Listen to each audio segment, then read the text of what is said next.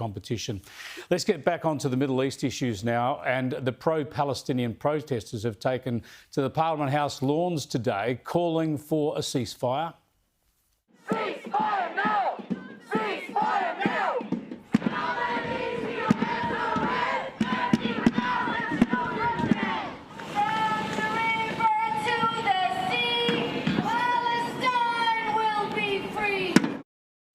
From the river to the sea, hey?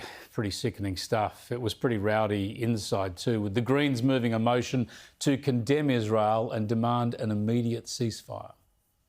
As a community, we want a ceasefire. We want peace and an end to the illegal occupation, and we expect the government to work to achieve this. Well, this is a disgraceful motion moved by the Greens political party. And, Mr Speaker, it needs to be pointed out for the record that this motion is not only one-sided, it ignores what actually caused this war. Let's bring in Joel Burnie, the Executive Director of the Australian Israel and Jewish Affairs Council. Thanks for joining us, Joel. It must be sickening to see so little focus on the facts here, so little condemnation of Hamas, never references back to the terrorist atrocity that precipitated this war, just the demonisation of Israel and the call for Israel to essentially hold back and allow Hamas to get away. Well, I could say, Chris, that I was surprised by watching what happened in Canberra today, but then that would be a lie.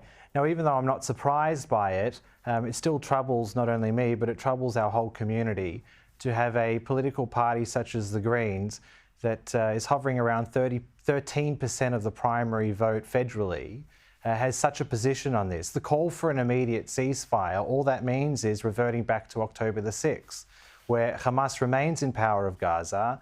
It remains in a position to repeat the massacre, the rape, the pillaging, the murder that occurred on October 7. And it maintains the status quo that existed on October 7, which is obviously untenable, considering the veracity of what happened and of the massacre that happened on October the 7th. So this is just a continuation of what we're seeing from these pro-Palestinian groups on the lawns of Parliament today. They've gone to the depths of interrupting the Australian Open tennis, finding where the families of hostages are staying in Melbourne and protesting there and yelling and screaming and intimidating them. And the complete rejection of as to why we're here, why this war started, that it was launched by an attack by Hamas into Israeli territory that killed over 1,200, mostly civilians, in the most brutal of fashion. Yeah, well, it's very disappointing to see, but obviously not surprising. The Greens were at it again today in the Victorian Parliament, where they held up placards against the rules, of course, and the placard says, "Vic Labor, stop arming Israel." Here's what unfolded.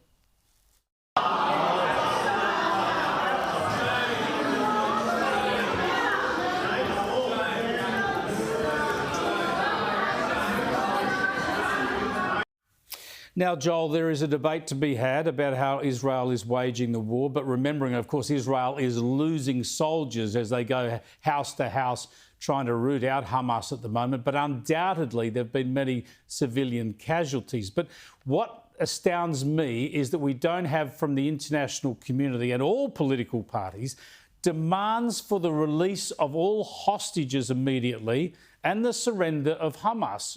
Why haven't we been able to get that from the UK, from France, from the US, from every sane nation demanding the release of the hostages? That has to be the starting point, surely.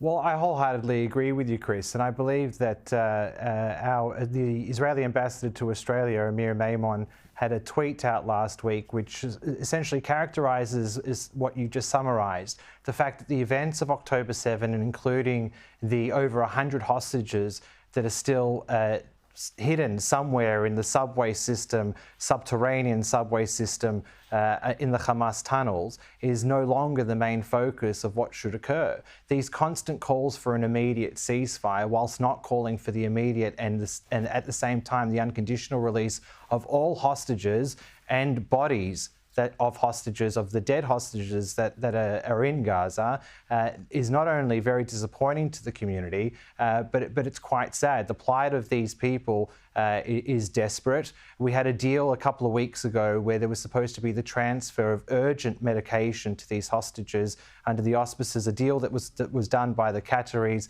under the auspices of the Red Cross. There is still no guarantees or no word whether or not those medicines even made it to the hostages. Yeah. So not only can we not talk about the immediate release of the hostages, we can't even make sure that they're getting their vital medication so they can continue to survive. It is disgusting. It's worth reiterating that Israel has confirmed, it confirms it knows that at least 31 of the hostages are dead, but it believes something like 20 more have probably been killed.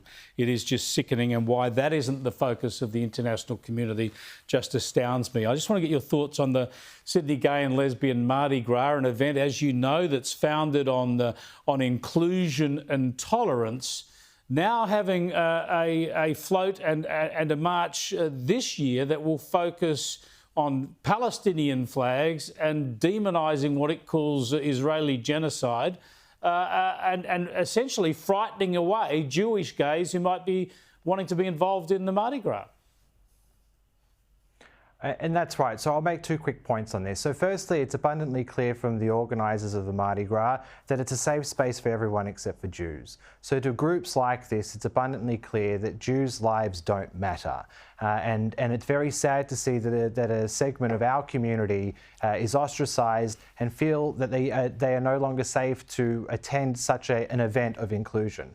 But the second and most ironic thing of all of this is the spectre of the Mardi Gras itself. Now, I've attended the Pride marches in Tel Aviv and Jerusalem. I was actually in Jerusalem, right next to the holy sites of the old city, where hundreds of thousands of proud Israeli gay, lesbians and trans community were happily marching through the streets of Jerusalem, along with over 500,000 of them in Tel Aviv as well. Israel is a beacon of freedom for that community, and that is illustrated by the size of their pride marches. Just this week, Chris, Sure. a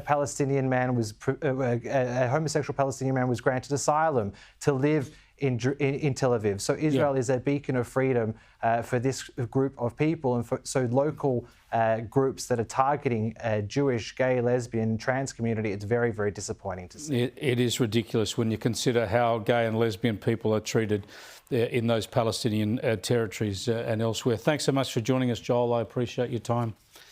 Joel Burnie there from the AIJAC, the Australian Israel and Jewish Affairs Council, talking to us from Melbourne. Don't go away.